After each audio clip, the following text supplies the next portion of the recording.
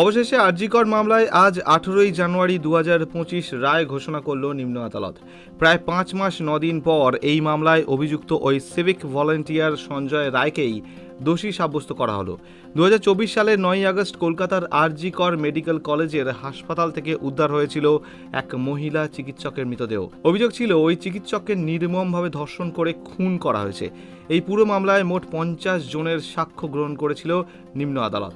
সেই তালিকায় রয়েছে নিহতের বাবা, সিবিআই তদন্তকারী অফিসার, কলকাতা পুলিশের তদন্তকারী অফিসার, ফরেনসিক বিশেষজ্ঞ এবং নিহতের কয়েকজন সহপাঠী। প্রথমে তদন্ত শুরু হতেই 24 ঘন্টার মধ্যেই এই সিভিক ভলেন্টিয়ার সঞ্জয় রায়কে গ্রেপ্তার করে কলকাতা পুলিশ। ঘটনাস্থল থেকে একাধিক বায়োলজিক্যাল এবং ডিজিটাল তথ্য প্রমাণ সংগ্রহ করা হয়। এই মামলায় মাঝে তথ্য প্রমাণ লোপাটের অভিযোগে আরজি করের প্রাক্তন অধ্যক্ষ সন্দীপ ঘোষ ও টালা থানার তৎকালীন ওসিকেও গ্রেপ্তার করা হয়েছিল।